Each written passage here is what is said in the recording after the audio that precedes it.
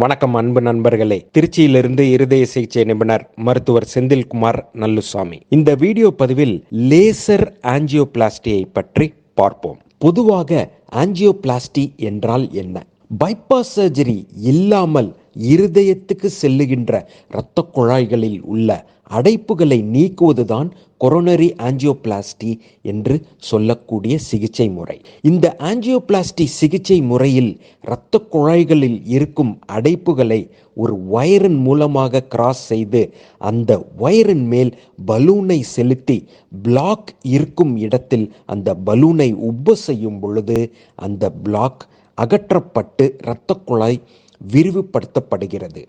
அந்த பிளாக்கை அகற்றிய இடத்தில் மீண்டும் அடைப்பு ஏற்படாமல் இருப்பதற்காக ஒரு ஸ்டென்ட் என்ற பொருளை செலுத்தப்படுகிறது. ஒரு சில சமயங்களில் இந்த பிளாக் ரொம்ப கால்சிஃபைடாக இருப்பதற்கு வாய்ப்புள்ளது. கால்சிஃபைடு பிளாக் என்றால் என்ன? ஒரு பிளாக் கால்சிஃபைடாக இருக்கும் பொழுது அந்த பிளாக்கின் மேல் கால்சியம் டெபாசிட்ஸ் படிந்து கல்லு மாதிரி அந்த பிளாக் இருப்பதனால் ஆஞ்சியோபிளாஸ்டி வயரே இந்த கால்சிஃபைடு பிளாக்கை கிராஸ் செய்வது கடினமாக இருக்கும்.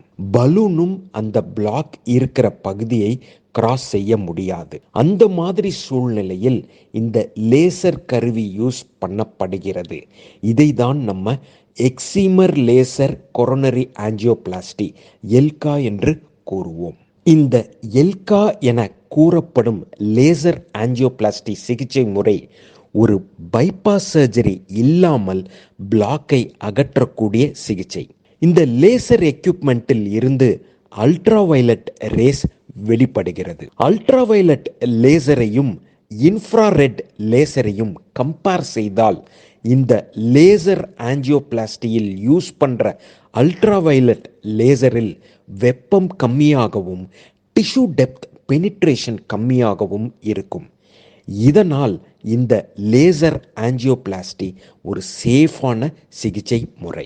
இப்போ இந்த வீடியோ பகுதியில் பார்த்தீங்கன்னா கல்லு மாதிரி இருக்கிற அந்த கால்சிஃபைடு பிளாக்கில் ஒயர் கிராஸ் பண்ண முடியலை.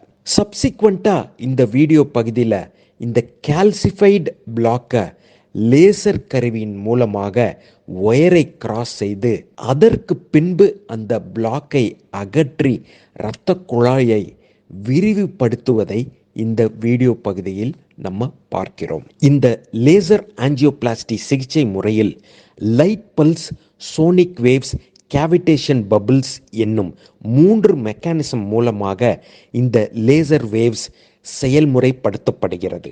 முதலில் இந்த லைட் பல்ஸ் மூலமாக கல்லு மாதிரி இருக்கும் இந்த கால்சிஃபைடு பிளாக்கை சாஃப்ட் செய்து அதன் பின்பு இந்த சோனிக் வேவ்ஸ் மூலமாக அந்த பிளாக்கை அகற்றி கடைசியாக கேவிடேஷன் பபிள்ஸ் மூலமாக இரத்த குழாயின் பாதையை விரிவுபடுத்தி இந்த சிகிச்சை முறை லேசர் கருவியின் மூலமாக செய்யப்படுகிறது.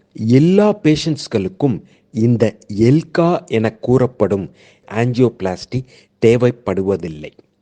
யார் யாருக்கு இந்த லேசர் ஆஞ்சியோபிளாஸ்டி தேவைப்படலான்னு பார்த்தீங்கன்னா, நான் முன்பு கூறியது போல கால்சிஃபைடு பிளாக்ஸ் உள்ளவர்களுக்கு லேசர் ஆஞ்சியோபிளாஸ்டி தேவைப்படலாம். ஒரு சில பேஷண்ட்ஸ்களுக்கு ரொம்ப நாளாக பிளாக் இருக்கும் பொழுது அதை கிரானிக் டோட்டல் அக்ளூஷன் என்று கூறுவோம். அந்த கிரானிக் டோட்டல் அக்ளூஷன் பேஷண்ட்ஸ்களுக்கு இந்த லேசர் ஆஞ்சியோபிளாஸ்டி உதவும். அதே மாதிரி ஆல்ரெடி ஸ்டென்ட் வச்ச பேஷண்ட்ஸ்களுக்கு ஒரு சில பேருக்கு அந்த ஸ்டென்ட் வச்ச இடத்திலேயே மீண்டும் பிளாக் ஏற்படும் பொழுது அந்த பேஷண்ட்ஸ்களுக்கு பைபாஸ் சர்ஜரி இல்லாமல் இந்த லேசர் ஆஞ்சியோபிளாஸ்டி மூலமாக பிளாக்கை குணப்படுத்த முடியும் என்ற நல்வார்த்தைகளோடு நல்வாழ்த்துக்களோடு திருச்சியிலிருந்து இருதய சிகிச்சை நிபுணர் மருத்துவர் செந்தில்குமார் நல்லுசாமி.